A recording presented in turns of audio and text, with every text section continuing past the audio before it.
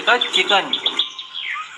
अमर सिंह गांव में अपनी मां के साथ रहा करता था। वो शहर में एक फूड प्रोसेसिंग कंपनी में काम किया करता था। अमर सिंह को वहां पे अच्छी तनख्वाह मिला करती थी, जिससे उसका और उसकी मां का गुजारा अच्छे से चल रहा था। क्योंकि वो शादी के लायक हो चला था, तो उसकी मां ने एक अच्छी लड़की देखकर उसकी शादी कर दी। उसकी बीवी कमला भी काफी, लेकिन उसे ये बात बिल्कुल अच्छी नहीं लगती थी कि अमर सिंह रोज सुबह घर से बाहर इतनी दूर शहर पे काम करने जाता है और शाम को थका हारा वापस आता है। वो चाहती थी कि अमर सिंह गांव के ही नजदीक कोई काम करे, क्योंकि वो माँ को गांव में अकेला छोड़कर शहर नहीं जाना चाहती थी। एक दिन उसने अमर सिंह से कहा, वहीं पर कुछ काम काज शुरू कर सकते हैं, घर के घर में रहेंगे और काम भी बढ़ जाएगा। तुम ठीक कह रही हो। मैं खुद चाहता हूँ कि मैं गांव के नजदीक कोई अपना काम खोलूं। कब तक ऐसे नौकरी करता रहूंगा। अमर सिंह शहर में अपनी नौकरी से इस्तीफा दे देता है और वहां से जो पैसा मिलता है, जिसमें वो खाने पीने का सामान बेचने लगता है। अमर सिंह का काम नहीं चल पाता है, क्योंकि आसपास पहले से ही काफी सारे ढाबे और रेस्टोरेंट खुले हुए थे। ये देखकर अमर सिंह बहुत चिंतित हो जाता है।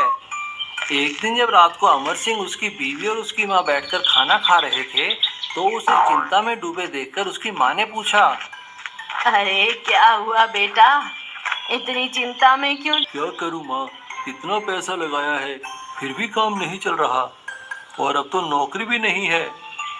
अरे मेरी बात मान और चिकन बना कर दे, लोग उंगलियां चाटते रह जाएंगे। हाँ, तू तो इतना अच्छा चिकन बनाता है, चूल्हे का चिकन खिलाएगा तो सबको पसंद आएगा। हाँ माँ, बात तो तुमने पते की कही है, मैं ऐसा ही करूँगा। और अगले ही दिन अमर सिंह अपने ढाबे में कुछ तब्दीलियां करने लगता है। अब उसने अपने ढाबे को बिल्कुल ही देसी स्टाइल में बना दिया था।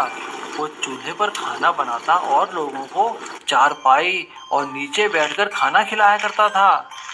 अब उसके ढाबे से निकली हुई मंद मंद खाने की खुशबू से लोग अपने आप ही खींचे चले आते थे। खासकर उसके हाथ के बनाया मिट्टी के चूल्हे का चिकन तो सभी को अच्छा लगता था। भाई वाह, मजा आ गया मिट्टी के चूल्हे का चिकन खाकर। गैस पे बने हुए चिकन में वो स्वाद कहाँ। और मिट्टी के चूल्हे पे बने चिकन की वजह से अमर सिंह का काम काफी अच्छा चल निकला था। उसकी काफी अच्छी कमाई होने लगी थी और माँ और बीवी, उसकी छोटी, वो बहुत लालची था। अपने लालच की वजह से ही उसने अपने सारे ग्राहकों से लड़ाई कर रखी थी। उसका धंधा एक लड़का था जो अपने पापा से रोज नई नई चीजों की फरमाइश किया करता था और रघु दिन भर इसी बात से बड़ा दुखी रहता था। एक दिन मिंटू ने अपने पापा से कहा, पापा पापा, कल मेरा दोस्त अपनी नई साइकिल में स्कूल आया था, के बड़े बड़े टायर थे। आप मेरे लिए भी ऐसी ही साइकिल लेंगे ना? अरे मिंटू बेटा, तुम्हारी साइकिल अभी अच्छी तो है, देखो तो कितनी ठीक है। मालते रोते वहाँ से चला जाता है। रघु लाला की बीवी आती है और उससे कहती है, अजी सुनते हो, घर में बिल्कुल भी सब्जी मौजूद नहीं है। बाजार अपनी बीवी की बात सुनकर रघु गुस्सा हो जाता है और आलू लाने के लिए घर से बाहर निकल जाता है। करे तभी अचानक एक कागज का टुकड़ा उठते हुए उसके सामने आकर गिर जाता है। उस कागज के टुकड़े में एक हार बना हुआ था। हार देखकर रघु को एक आइडिया आता है और वो वापस अपने घर जाता है और अपने बेटे से सारी किताबें मांगता है और सारी पुरानी किताबों के पेज फाड़ने लगता है। ये देखकर उसकी बीवी और बेटा हैरान हो जाते हैं, लेकिन रघु बिना रुके सारे पन्ने फाड़कर उन्हें गहनों के आकार में काटने लगता है और हुए कहता है, अरे भगवान, ऐसे हैरान होके मत देखो, मेरे पास एक बहुत अच्छा आइडिया है पैसे कमाने का। भाई देखो, मैं इन कागजों को गहने के आकार का काटूंगा, फिर उस पे सीमेंट की एक छोटी सी लहर लगा दूंगा और उन्हें सोने के रंग में रंग दूंगा। हो गए ना सोने के गहने। रघु लाला सोने के बहुत सारे नकली गहने बनाता है। गांव वाले सस्ते सोने के गहने समझकर उन्हें खरीद लेते हैं। रघु का काम काफी अच्छा चल रहा था। एक दिन पड़ोस की दुकान में आता है और उससे अपनी बेटी की शादी के लिए बहुत सारे गहने खरीद कर ले जाता है। रघु बहुत खुश हो जाता है क्योंकि उसकी काफी अच्छी आमदनी जो हुई थी। लेकिन कई दिन बीत जाने के बाद एक दिन रामलाल पुलिस लेकर उसकी दुकान पर आता है।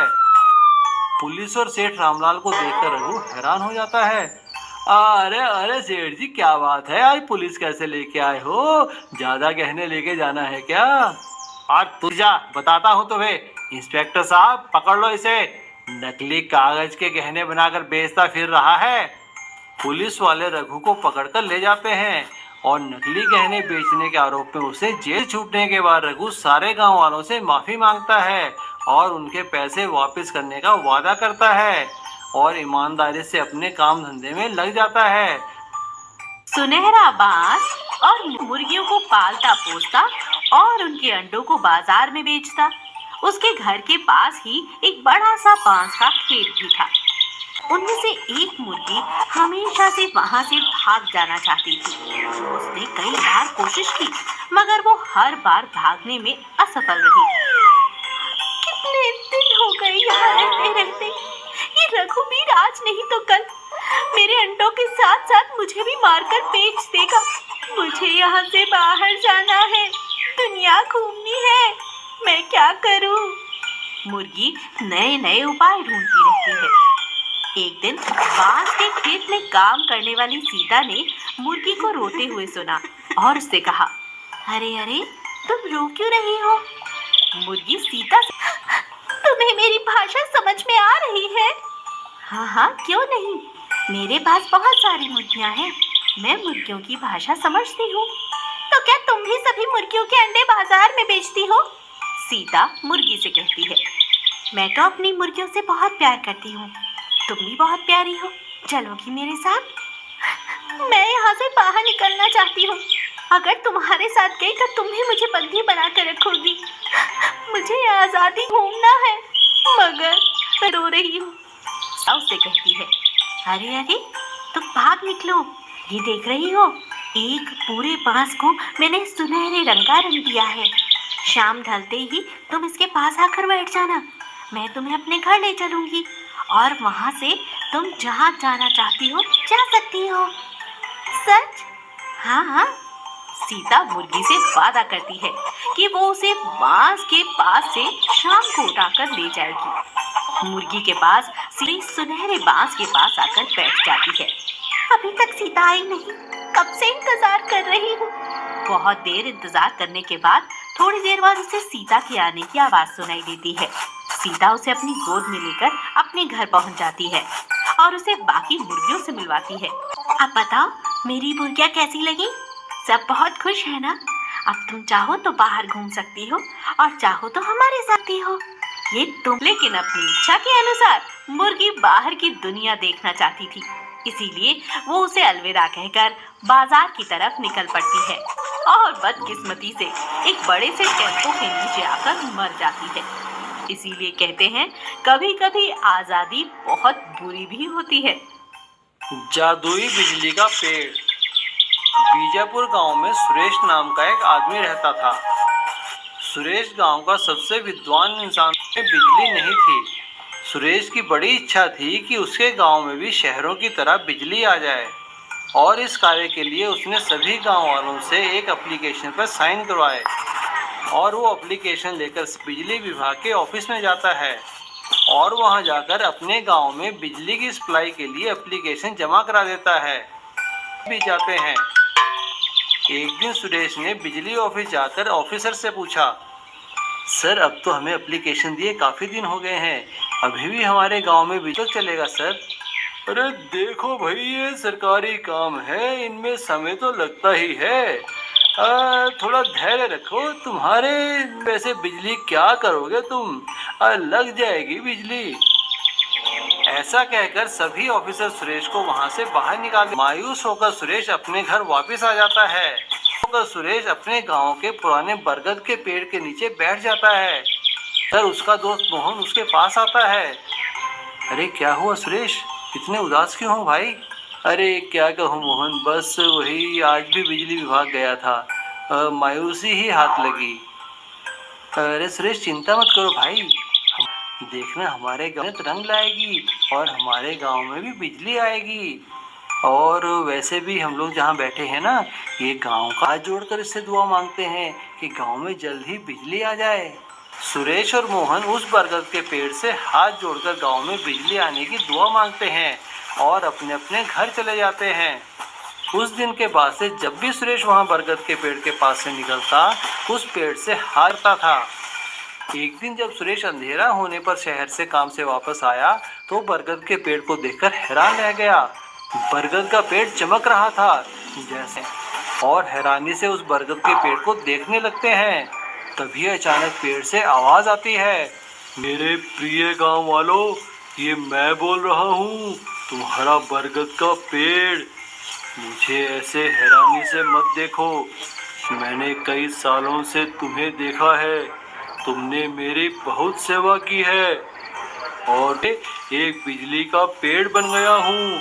अब तुम सभी लोग मेरी बिजली का इस्तेमाल कर सकते हो और बड़े सुखी सुखी रह सकते हो।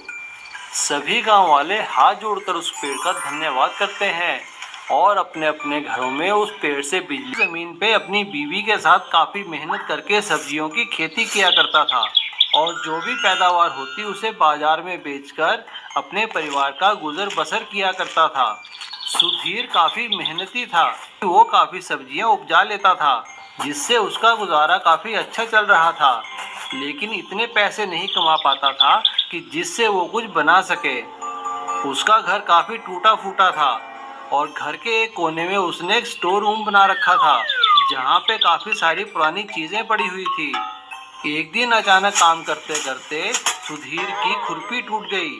अरे इस खुरपी को भी अभी टूटना था। वहाँ कोई पुरानी खुरपी दूसरी खुरपी ढूंढने लगता है। काफी देर ढूंढने के बाद भी उसे कोई खुरपी नजर नहीं आ रही थी। तभी उसकी नजर स्टोर रूम में कोने पर एक पुराने कपड़े पर पड़ी। जैसे ही सुधीर ने वो पुराना कपड़ा उठाया तो उसके नीचे उसे एक हरे रंग की घास काटने की मशीन दिखाई दी। अरे ये मशीन लगता है ये पिताजी ने कभी खरीदी होगी और यही ऐसे ही कबाड़ में पड़ी है। चलो इसी का इस्तेमाल करता है और उससे घास काटने लगा। लेकिन वो ये देखकर हैरान हो गया कि जैसे ही उसने उस मशीन से घास काटी तो वो सारी घास सोने की हो गई।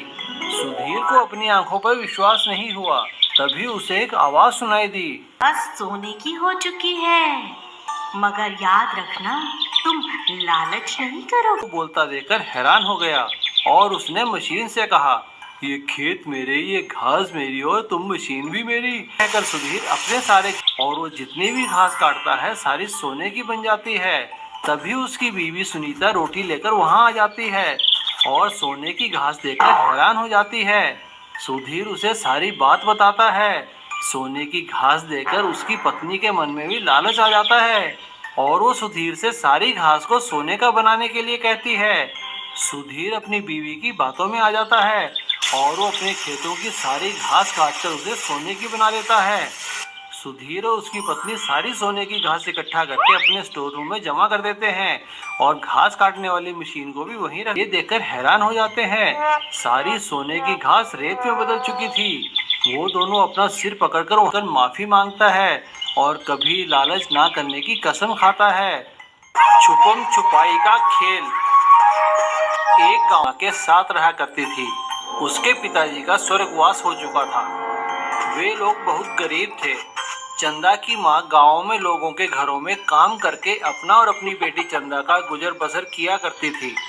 चंदा की माँ चंदा को पढ़ाना चाहती थी, लेकिन गरीबी के कारण वो उसे स्कूल नहीं भेज सकती थी। स्कूल न जाने के कारण चंदा सारा दिन इधर उधर गाँव में खेला करती थी। कभी कभी अपनी माँ के साथ काम पर भी चली जाया करती थी। लिखकर उनके पास अच्छा, माँ मुझे भी मीना जैसे कपड़े और गीता जैसी प्यारी सी गुड़िया चाहिए माँ। हाँ हाँ अब जा, मुझे काम करने दे बेटा। अपनी माँ की बात सुनकर चंदा खुशी खुशी ये कहते हुए वहाँ से चली जाती है। मुझे पास बुलाती है। अरे चंदा, तुम इतना मेले का इंतजार मत करो, चाहो दे और गुड़िया ले लो। क्या सच में ऐसा हो सकता है? हाँ हाँ क्यों नहीं, बस तुम्हें मुझे छुपन छुपाई में हराना होगा। अगर हम हारे तो हम तुम्हें, मुझे तुम्हारी शर्त बिल्कुल मंजूर है, मैं अभी छुपने जाती हूँ। ऐसा कहकर चंदा छुपने की जगह तलाश करती खोखला तना नजर आता है। चंदा उस तने के अंदर छुपने के लिए चली जाती है, लेकिन वो जैसे ही उस तने के अंदर घुसती है वो सीधा गुफा के अंदर चली जाती है। चंदा घबरा जाती है। हाँ, मैं कहाँ आ गई हूँ? तभी चंदा को एक कोने से ढेर सारी रोशनी नजर आती है। चंदा उस रोशनी की तरफ जाती है और देखकर हैरान रह जाती है कि वहाँ तो काफी सारा सोना, चांदी और जेवर पड़े थे। इतना सारा सोना! तभी उसे अचानक जैसे ही गुड़िया को उठाती है वो गुड़िया एक खूबसूरत देवी देखकर डर जाती है, लेकिन वो देवी उससे कहती है, चंदा घबराओ नहीं, मैं देवी हूँ। एक राक्षस ने मुझ पर अत्याचार किया और मुझे इस गुड़िया में कैद कर दिया। तुमने मुझे आज़ादी दी है, अब तुम जितना चाहो उतना सोना लेकर जा सकती हो। सामने देखो, वहाँ पर बाहर निकलने का रास्ता है, तुम जा सकती हो। ऐसा